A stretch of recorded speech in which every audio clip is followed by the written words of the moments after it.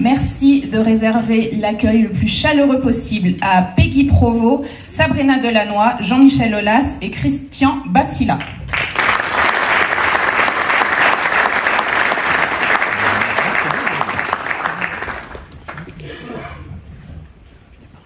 Je vous laisse. Installez-vous, comme vous voulez.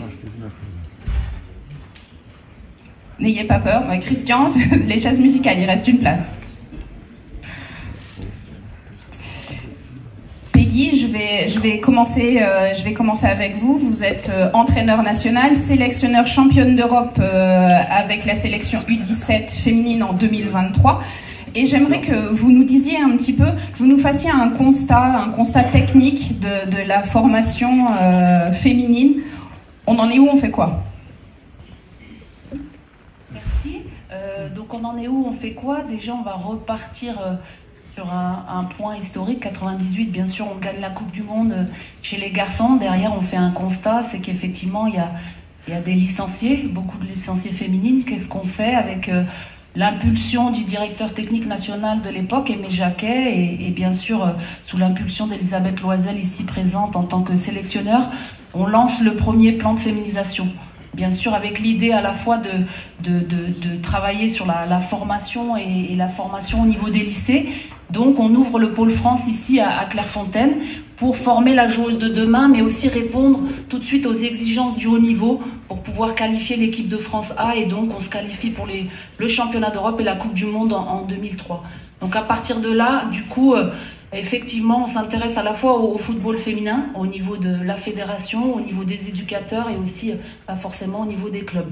Le cycle de formation sur le parcours de performance fédérale avec 8 pôles, donc 8 pôles sur les années lycées, nous permettent, dans un second temps, année après année, de gagner des titres. Et là, on gagne 5 titres européens sur les U19, on gagne un titre mondial avec les U18, et enfin, on gagne, l'année dernière, j'ai la chance de pouvoir y participer, le titre en U17 tant attendu pour à la fois la fédération, l'institution, parce qu'effectivement, comme l'a dit Hubert, on est des enfants de la fédération et j'en suis aussi, au même titre que Laura qui est ici présente, on est des vrais enfants et des vrais produits de la fédération. On a grandi ici en tant que stagiaire au niveau du pôle France et aujourd'hui, on a la chance dans nos différentes missions, que ce soit Laura au niveau du COMEX, comme moi au niveau de la technique, d'apporter tout ce qu'on a pu apprendre. Si je peux me permettre, Sabrina disait juste avant qu'on commence cette table ronde, on est d'accord, on raconte pas tout ce qu'on a fait à l'INF. Exactement, ça reste. Je sais pas, moi j'avais plein de questions. Laura vient d'insister, ce qui s'est passé à l'INF reste à l'INF, j'ai l'impression que vous acquiescez tous. Donc tout le parcours fédéral du coup a été construit sous l'égide d'Aimé Jacquet et de différents éducateurs avec la collaboration du coup de la formation pour former des éducatrices et pour prendre les différents pôles régionaux. À partir de là, une fois qu'on a gagné les différents titres chez les jeunes, forcément on s'intéresse à les amener en A pour gagner un titre majeur. Le constat qui a été fait du coup en 98, c'était de dire, et Aline était aussi avec nous en équipe de France, c'était la plupart des joueuses et étaient issus de la mixité. Donc tout le monde avait un long parcours en mixité. Donc le constat de former les joueuses de demain, mais aussi le constat de dire en équipe de France A, qui nous ont permis d'être à la Coupe du Monde comme au championnat d'Europe, c'était de dire on a joué, en l'occurrence pour nous, jusqu'à 16 ans avec les garçons. Donc l'intérêt de la mixité. Et le deuxième constat se fait encore cet été sur la Coupe du Monde. On s'aperçoit que la joueuse de demain, elle a 2 pieds. La joueuse de demain, elle se retourne des 2 côtés. La joueuse de demain, elle joue aussi de la tête. Elle prend l'information, elle a le sens du jeu, l'intelligence de jeu, ça c'est sûr, et un sens tactique. Donc par rapport à ça, qu'est-ce qu'on... On se met tous autour de la table, sous l'égide de Hubert Fournier. Donc là, l'idée, c'est de dire, on s'intéresse à quoi? Forcément, ce qui s'est fait chez les garçons, avec un modèle de la préformation. Qu'est-ce qu'on peut faire chez les filles? Est-ce qu'on peut les préparer plus tôt? Certainement que oui. Donc là, on se met tous autour de la table. Et puis du coup, le pôle France ne devient que du coup un institut. Et du coup, on n'est plus qu'un institut national du football. Il est féminin et il est masculin. Et à partir de là, on prépare les joueuses plus tôt. Donc, qu'est-ce qu'on fait à la préformation? On travaille les 2 pieds. on travaille les deux côtés, on travaille le jeu de tête et on commence à la fois la première année à travailler sur l'individu, la deuxième année sur la connexion à l'équipe et on les prépare à éventuellement sortir sur un centre de formation, intégrer une sélection jeune et plus tard, bien sûr, puisque on est tous là aujourd'hui pour ça, c'est gagner un titre majeur au niveau de l'équipe de France A et c'est vraiment le souhait de toutes et tous parce que le football féminin se gagne pas qu'avec des filles, mais bien sûr en mixité. Je prône la mixité au quotidien, mixité dans la pratique, mixité dans l'encadrement, mixité chez les élus, mixité pour décider, mixité pour faire et savoir faire. Et à partir de là, si tout le monde collabore, effectivement, comme en 98, sous l'égide d'Aimé Jacquet, on pourra éventuellement gagner un titre majeur tous ensemble et dire que le football féminin est en capacité de rajouter une étoile à Clairefontaine. Et ça, c'est notre plus grand vœu à tous. On peut l'applaudir. Bonjour à tous. Effectivement, Peggy a enchaîné avec le projet qui a été initié par la DTN et Hubert Fournier, de créer, de faire passer l'INF Clairefontaine en premier centre de préformation mixte. Et c'est vrai que quand on entend mixité, beaucoup de filles au départ pensaient qu'elles allaient s'entraîner avec les garçons. Donc l'INF mixte, c'est quoi? C'est un concours garçon, un concours fille. Et ensuite, derrière, c'est s'appuyer et capitaliser sur 50 ans d'existence. Voilà. Alors, moi, je ne suis pas vraiment un enfant de la fédération, je suis plus un enfant de l'Olympique Lyonnais. Et c'est vrai que sur cet aspect-là, sur cet aspect-là, on avait un temps d'avance à Lyon, puisque, effectivement, quand j'étais à Lyon, j'étais responsable de la préformation mixte. Et on avait déjà des filles qui basculaient avec les garçons. Et donc l'idée, quand Hubert nous a proposé ce projet, c'était de faire deux concours distincts, mais derrière ne s'enfermer dans rien, c'est-à-dire décloisonner un peu les choses et donc faire des bascules en fonction des besoins des filles. Et Hubert l'a rappelé, on est un peu un laboratoire, donc on avance avec des jeunes filles qui découvrent la préformation. Et il faut savoir aussi que donc, ce sont des jeunes filles qui sont issues de la région parisienne, mais qui découvrent l'éloignement familial. Donc on avance tranquillement à leur rythme, voilà. Et je vais reprendre un peu les propos d'Hubert, où on va être très attaché à leur bien-être, parce que c'est vrai qu'un parcours de formation, on sait la place de la préformation, et aujourd'hui, c'est vrai que l'INF a été précurseur sur l'aspect technique, et on est venu un petit peu enrichir tout ça avec surtout l'aspect mental, l'aspect psychologique, et c'est vrai qu'on est aidé avec le centre de recherche qui vient d'ouvrir sur l'accompagnement de ces jeunes pour pouvoir leur permettre derrière de faire un parcours de formation dans les meilleures conditions. Alors, si vous êtes un spécialiste de cette mixité, c'était pas prévu évidemment, fallait pas demander à une journaliste de poser des questions. En termes de mixité, qu'est-ce qu'un garçon va apporter à une fille et qu'est-ce qu'une fille va apporter à un garçon? Parce que c'est un parcours qui est, j'ai bien compris, séparé, mais il y a quand même une vie commune. Exactement, alors c'est vrai que nous au départ c'était nouveau aussi pour nous, hein. C'est vrai que la volonté d'Hubert c'était que les filles qui allaient s'entraîner avec les garçons n'affaiblissent pas le niveau, et c'est vrai qu'en région parisienne l'ADN de l'INF a toujours été des garçons à fort potentiel technique, et donc là encore une fois on a été agréablement surpris par le niveau technique des jeunes filles, et c'est vrai qu'en avançant c'est là où tout le projet a pris son sens, et les filles étant dans un contexte différent ont une manière d'apprendre différente, elles ont transféré un petit peu leur attitude aux garçons, avec plus de concentration, plus d'attention, et là on le ressent vraiment sur les séances. Plus de travail. Oui, alors je dirais pas plus de travail, mais c'est vrai que par exemple les filles sont beaucoup plus studieuses, écoutent plus les consignes, et c'est vrai que des fois les garçons, il faut pouvoir un petit peu les canaliser parce que ce sont déjà des compétiteurs. Les filles aussi, mais c'est vrai qu'elles ont plus cette envie de bien faire, c'est-à-dire qu'elles ont vraiment cette envie de vouloir réaliser les choses qu'elles savent pas faire, et alors que les garçons sont plus dans la jouerie, on va dire. Et donc là, ça a vraiment été intéressant dans les apprentissages pour les garçons, parce que ça nous a permis de mieux les canaliser. Vous aviez l'air d'acquiescer, Peggy, sur l'importance de cette mixité et des échanges. Effectivement, les apports réciproques sont super importants. Moi, je considère que pour faire grandir une personne, il faut les apports des deux. Et effectivement, l'un structure l'autre dans des domaines différents. Mais pour le voir au quotidien, les garçons sont structurés forcément par les apports que les jeunes filles peuvent apporter, et l'inverse, parce que effectivement le garçon, pour un exemple très précis sur le terrain, le garçon donne une consigne, la première chose qu'il va faire, c'est il va chercher à gagner. Lui, il veut juste répondre au but de la consigne. Donc le football, c'est de marquer un but de plus que l'adversaire. Donc lui, il va juste vouloir gagner. Et la joueuse à côté, elle va chercher à structurer avant de gagner. Donc du coup, l'un apporte à l'autre. Bien sûr, sur la concentration des filles amène beaucoup de choses aux garçons. Et puis après, pour l'avoir vécu, parce que la première mixité, on en parlait tout à l'heure avec monsieur Francisco Filio, c'était à l'ouverture du Pôle France, que ce soit Laura, que ce soit Camille Abili, Sonia Bonpastor ou Dalataf. On s'entraînait donc avec la promotion de monsieur Francisco Filio, il nous découvrait.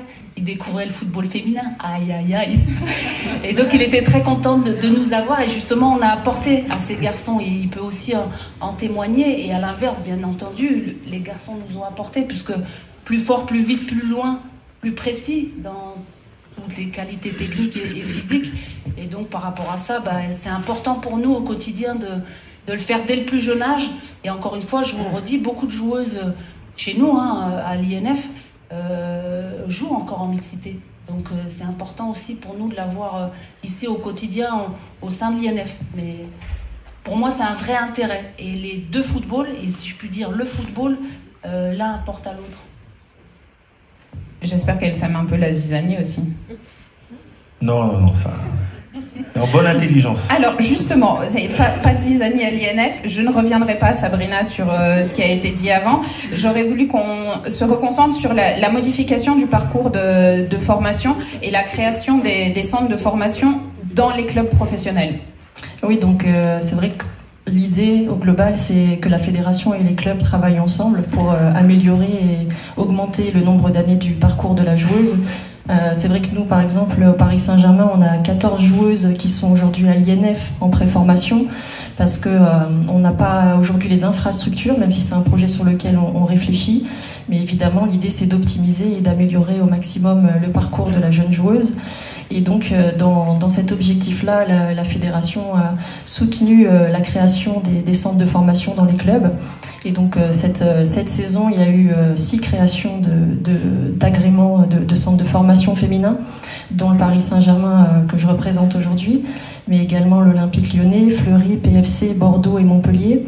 Il y a pour la saison prochaine 2 autres projets qui sont présentés et qui ont des candidatures très sérieuses. Donc, ça montre aussi l'implication des clubs.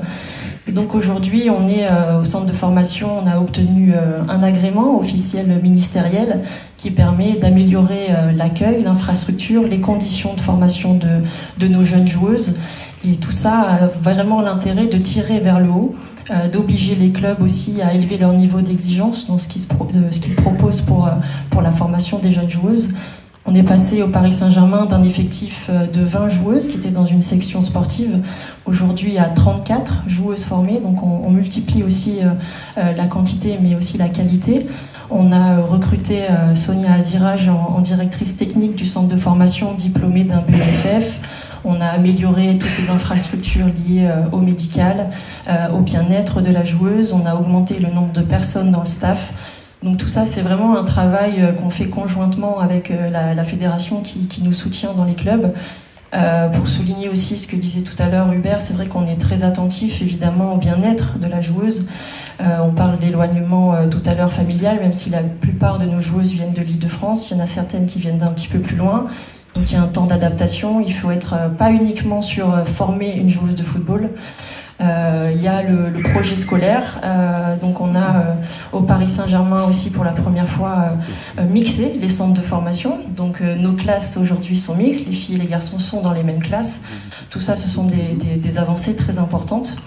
Voilà, vraiment c'est un constat que je fais. Je reviens ici 20 ans plus tard quasiment et je vois le parcours qui a été fait. Moi j'ai été formée 4 ans ici à l'INF et je suis heureuse aujourd'hui de pouvoir contribuer à la fois dans mon club mais aussi dans la commission à laquelle je fais partie du football féminin de haut niveau, d'essayer d'améliorer les conditions de formation de nos joueuses pour les emmener le plus haut possible. Alors comme on célèbre un anniversaire, peut-être un petit souvenir de ces années INF. J'y tiens. Non, honnêtement, je vais pas citer un exemple particulier, mais ça me fait plaisir en tout cas de revoir certaines anciennes joueuses. Moi, j'ai je sais pas si elle est là, mais Nathalie Jarros, qui est responsable du pôle aussi à Liévin. Ça a été ma coloc pendant 2 ans, et aujourd'hui, voilà, on est toutes les deux dans des postes différents, mais on se retrouve, on se connecte et on partage pas mal d'informations, et on essaye toujours d'avoir cette vision. Et c'est vrai qu'on a grandi ici avec une philosophie, des valeurs qui nous ont été inculquées.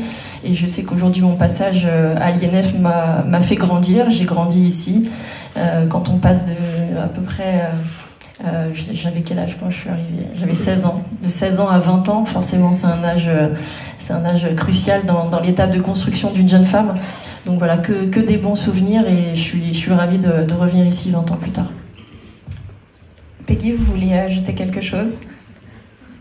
Pas plus, simplement, effectivement, redire que ça nous a vraiment construit. Et aujourd'hui, beaucoup des joueuses de la première génération du Pôle France sont à des postes impliqués dans le football féminin, que ce soit Laura, Sonia Azirach qui est ici, Émilie Dos Santos qui est aussi directrice du pôle à Tours, et effectivement Nathalie Jarros qui est à Liévin et qui était avec moi. Donc c'est le premier duo féminin qui a gagné le titre de championne d'Europe U17, qui a apporté du coup le premier titre à la fédération. Et ça, c'est important parce qu'au-delà du modèle de la préformation et formation de la joueuse, il y a aussi des futures éducatrices. Donc, et dans les générations du Pôle France jusqu'à aujourd'hui, on a déjà des joueuses qui nous sollicitent, et notamment qui sollicitent Sandrine Roux, qui est sur le suivi socio-professionnel, pour se former et avoir un accompagnement pour être de futures éducatrices. Et ça, c'est très important aussi. Bien sûr, et comme je l'ai dit tout à l'heure, la mixité de joueuses, mais la mixité de staff est importante. Donc à nous de aussi élever le niveau de compétence de toutes nos éducatrices. Et du coup, la première génération du Pôle France est aujourd'hui totalement investie dans différentes missions. Et ça, c'est important pour le football féminin. La mixité du staff, la mixité dans les instances, la mixité dans les équipes. Si je parle de mixité et que je m'adresse à vous, Jean-Michel Aunas, je sais que j'ai une oreille attentive. Merci beaucoup d'être avec nous. On peut peut-être revenir sur, j'allais dire, tout ce qui a été fait dans le football féminin. Vous avez fait une grande partie, donc vous êtes le spécialiste. Et peut-être se tourner vers l'avenir, si vous avez c'est une vraie vision que vous avez. Donc on va partir de ce qui a été fait et on se tournera après vers l'avenir. Oui, merci. Bonjour à toutes et à tous. C'est vrai que c'est un vrai plaisir d'être ici. D'une part parce que quand on a une vision, quand on essaye de développer un système, une organisation qui va tirer vers le haut le football féminin, on ne peut que le voir de manière globale. Parce que pour pouvoir développer ce qui a été fait chez les garçons, c'est-à-dire des centres de formation très performants, avec des investissements lourds que fait la fédération, merci à Philippe de nous donner les moyens de poursuivre, eh bien il faut essayer de faire en sorte que l'écosystème qui va pousser, qui va tirer le football féminin vers le haut, eh bien, soit présent à tous les niveaux. Donc il y a la formation, et puis il y a évidemment le football professionnel, parce que c'est celui qui va être visible, et c'est celui qui va irriguer sur le plan économique tout ce que l'on a à créer et à développer. Donc j'ai essayé de participer, bon j'avais eu la chance de le faire au sein de l'ECA, de l'European Club Association, avec l'UFOA, je vois que Kevin Lamour est là, et j'en suis très, très heureux, de faire en sorte de sensibiliser tout le monde sur l'intérêt pour les grands clubs qui tirent le football d'une manière générale, d'avoir des équipes féminines. Et quelques années après, à l'ECA, tous les grands clubs de football européens avaient leur équipe féminine. Et ça permet de crédibiliser et de créer les conditions après de développer à la base, et puis aussi dans l'environnement de tous les jours, eh bien les solutions qui vont permettre de se développer. Alors sur le plan français, bon c'est vrai que il y avait pas mal de réticences, bon qui sont des réticences non voulues, c'est un état de fait. Donc il a fallu vraiment démontrer, là aussi, bon alors Lyon a été, l'Olympique Lyonnais a été un petit peu la phase expérimentale pour démontrer que le football féminin pouvait aller conquérir des titres, et derrière créer les conditions d'une équité, d'une parité qui était tout à fait importante. Bon, moi j'avais un cursus qui n'était pas un cursus de football à l'INF, mais d'entrepreneur. Et dans toutes les entreprises qui sont en général des grandes entreprises que j'ai eu à diriger, je m'étais rendu compte que la présence d'éléments féminins dans les organes de direction était une des conditions de la réussite partout où je suis passé. Donc j'avais pas besoin d'être convaincu, mais j'ai essayé de transposer en fait ce qui existe depuis des années dans le monde économique, industriel, dans le football. Et donc en 2004, c'est parti d'un club féminin, le FCL, qui était en difficulté financière, qui a intégré la structure de l'Olympique Lyonnais. Et donc on a essayé à partir de là, sur le plan fédéral, de pouvoir mettre en place un plan complet. Et la première partie sur laquelle vous m'interrogez, c'est de savoir ce qui avait été fait sur le plan de la crédibilité et de l'organisation du football féminin professionnel. Mais on a complètement réformé très très vite, et la vitesse, la rapidité était importante, parce que si on avait mis 2, 3 ans ou 4 ans pour avancer, je pense qu'il y aurait eu quelques réticences. Donc en un an, on a, grâce à cette... tout bousculer en fait. On a tout bousculé, voilà. On a tout bousculé, on a changé les structures du championnat, on a réformé aussi l'organisation des compétitions en instaurant ce qui est indispensable quand on veut se projeter sur le long terme. Des licences, comme ça a été fait chez, bien sûr, les garçons, de manière à faire en sorte qu'on ne vienne pas dans le football féminin professionnel pour exister une année, mais pour se donner les moyens, et y compris vis-à-vis de ceux qui nous en donnent des moyens, c'est-à-dire la télévision, les partenaires, et bien de démontrer qu'il y a des contraintes qui sont des licences, mais qui sont aussi les garants demain d'une exposition médiatique, qui est une exposition tout à fait importante. Donc réforme du championnat, création des centres de formation, Sabrina l'a rappelé, donc merci à la DTN d'avoir négocié avec le ministère des Sports, là aussi très rapidement. Bon, la présence d'Amélie a permis d'accélérer au niveau du ministère des Sports, je crois, cette autorisation de créer les centres féminins. On a dit, il y en a eu 6 tout de suite. Il y en a 2 nouveaux qui vont se créer l'année prochaine. Et donc, d'avoir une répartition intelligente aussi des responsabilités avec la fédération, centre dans les clubs, mais aussi avec la réutilisation des pôles espoirs de manière tout à fait coordonnée et avec une vision de préformation et de formation qui est... Bon, j'en suis pas le responsable, mais qui est intelligente. Merci à Hubert d'avoir poussé dans ce sens-là, parce qu'on ne va pas consacrer des ressources économiques en concurrence, mais en synergie. Et ce qui est fondamental, parce que moi j'ai connu dans le football masculin une époque où effectivement il y avait non pas une concurrence, mais enfin il y avait une certaine émulation. Donc là on a essayé de partir vraiment avec des structures qui soient des structures très, très positives. Donc réforme du championnat, avec aussi la création d'une division 2 et d'une division 3 professionnelle. Bon, on parle des filles, on ne parle pas des garçons. Et avec un point particulier auquel je tenais beaucoup, qui est de faire en sorte que les centres de formation, pour pouvoir légitimer la formation des clubs, puissent participer, pour les clubs qui avaient un centre de formation, à la division 3. Et ça ne veut pas dire, je rassure tout à fait le monde amateur, que parce qu'on a un centre de formation et qu'on est en division 3, on va écraser le championnat. L'Olympique Lyonnais, qui a de bonnes caractéristiques, aujourd'hui a déjà perdu 2 ou 3 fois en championnat de D3 avec son équipe de formation. Donc voilà, donc un équilibre intelligent, prospectif, qui va permettre aussi de se positionner vis-à-vis des médias.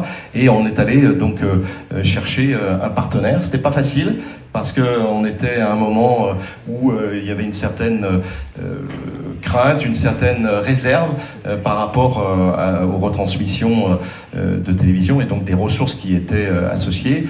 On a réussi à convaincre Canal, merci à Canal d'avoir participé à cette grande aventure, sur un contrat de 6 ans, avec un certain nombre d'objectifs progressifs.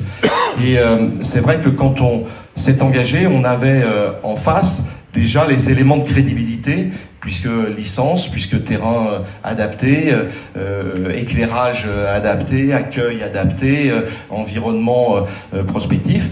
Et on a aussi, pour valoriser tout ceci, créé ces playoffs. Donc quand je disais qu'il fallait aller vite, bon, parce qu'on me l'a reproché, mais pourquoi des playoffs alors que bon, l'Olympique Lyonnais ou le Paris Saint-Germain était bon, et le Paris Saint-Germain comme l'Olympique Lyonnais ont accepté rapidement. C'était pas facile, hein, je pense que chez les garçons, ce serait pas très facile d'aller créer des playoffs rapidement. Et voilà, donc création d'une valeur marchande, d'une valeur économique, qui va permettre après de se positionner. Alors pourquoi il faut avoir cette puissance économique? Eh bien parce que on est dans l'environnement européen, on est à un moment charnière, et il va falloir, j'en parlais avec Arsène là tout à l'heure, ne pas se laisser distancer comme on l'a été chez les garçons par exemple le championnat anglais ou des championnats bon, et toutes les grandes nations de football européennes sont en train de se donner les moyens d'avoir un championnat de première division professionnelle. On peut pas rester à la traîne, c'est pas possible. Voilà. Donc on est en train de se donner les moyens avec un championnat ultra compétitif. Et il faut le noter, comme je vois qu'il y a beaucoup de nos amis journalistes qui sont là aussi, que la France a 3 représentants en Champions League cette année. C'est pas par hasard. C'est pas par hasard. C'est la seule nation. Bon, il y a eu une autre fois dans l'histoire des Champions League féminines où il y a eu 3 représentants. C'était l'Allemagne il y a très longtemps. Et là, cette année, c'est la France. Alors qu'il n'y a que 16 représentants. Donc c'est tout à fait important. Donc création d'une émulation interne, d'un positionnement, tout ceci pour eh bien avoir des partenaires. Et là, au niveau de la direction générale de la fédération, avec Jean-François, avec Philippe, on a lancé l'étude d'un plan à 5 ans qui nous permette, pour tout le football professionnel et le football d'une manière générale féminin, de pouvoir se développer à la vitesse grand V. Notre objectif, à 5 ans, c'est de doubler, pour avoir près de 500 000 licenciés, le football féminin, donc dans les 5 ans à venir. Et à partir de là, on se fixe des objectifs ambitieux, on crée les conditions d'accompagnement des grandes entreprises, et c'est vrai que le football féminin, et d'une manière générale la parité féminine, crée au niveau des grandes entreprises une appétence, un besoin d'accompagner, et si on est l'équipe de France, si on est le championnat de football féminin français qui donne envie à ces grandes entreprises de nous accompagner, eh bien, on va se donner les moyens économiques de pouvoir rivaliser avec les grandes nations européennes. On a créé cette commission du football de haut niveau que j'ai présidée. Bon, on a eu la chance d'avoir Sabrina, d'avoir tout un tas de grandes compétences qui nous accompagnent. Et la fédération a pris le 10 juin dernier la décision de créer une ligue professionnelle féminine à l'intérieur de la fédération, bon, qui verra le jour au plus tard le 1er juillet, peut-être avant, je ne sais pas, on va en discuter. Voilà. Moi, je pousse pour que ça soit le plus rapidement possible, mais les conditions ont été créées pour que voilà, cette ligue professionnelle existe. Et je voulais appeler votre attention sur le fait que quand on regarde le classement FIFA des équipes nationales, on voit que numéro 1 c'est la Suède, numéro 2 c'est l'Espagne. Ils ont tous les deux annoncé très vite qu'ils créent leur ligue professionnelle autonome. Alors je dis pas que c'est ce qu'il faut faire, mais je vois que l'ambition... Oui, il se passe quelque chose de toute façon dans le football féminin en Europe, très clairement ça accélère, il était temps. Donc il faut absolument qu'on soit dans cette... on surfe sur l'avènement et le développement du foot féminin, mais aussi qu'on ait nos propres caractéristiques à la française. Et moi j'espère bien que avec l'immense bon vouloir, l'immense compétence, non seulement de la formation à la française, puisqu'on est là pour le célébrer, mais aussi il y a une prise de conscience dans tout le football français que le football féminin peut apporter beaucoup à l'équilibre. La mixité, c'est pas uniquement à la préformation, c'est d'une manière générale dans la maturité. Et bon, je cite souvent un exemple qui, quand on regarde les matchs, on me dit souvent, oui, mais bon, il y a des grandes différences, ou il y avait de grandes différences entre les matchs féminins et les matchs masculins. Et lors d'une conférence en juin dernier là à Londres, j'avais cité une statistique, j'avais interrogé, j'avais dit est-ce que vous connaissez les performances athlétiques des 4 demi-finales de Champions League féminin et masculin. Bon, et en fait, on se rend compte que les milieux de terrain ont couru autant pour les 2 demi-finales, donc garçons et filles, chez les garçons que chez les filles. Donc là aussi, il y a une dimension. Il y a des fantasmes autour du foot féminin qu'il faut effectivement. Il faut faire tomber. Oui. Voilà. Et pour ça, bon, rien que pour moi, c'est dans une vie d'entrepreneur, dans une vie de président de club, il y a des hauts et des bas. Et quand il y a des bas, eh ben, il faut savoir enfourcher un certain nombre de dimensions qui sont les dimensions de demain, et le football féminin français en est une. Alors, je vais vous demander un dernier mot sur... on parlait d'avenir, on parlait de plans à 5 ans, à 6 ans. Peggy, vous le voyez comment, l'avenir de la formation à la française, de la formation féminine à la française? Du coup, l'idée de comment dire, mettre en place de la préformation féminine sur tout le territoire français. Donc à la fois aujourd'hui, nos joueuses intègrent les pôles masculins, mais demain, l'idée c'est vraiment d'avoir une section féminine au sein, comme nous à l'INF, au sein de la structure, avec effectivement un travail collaboratif sur les centres de formation, les clubs pro.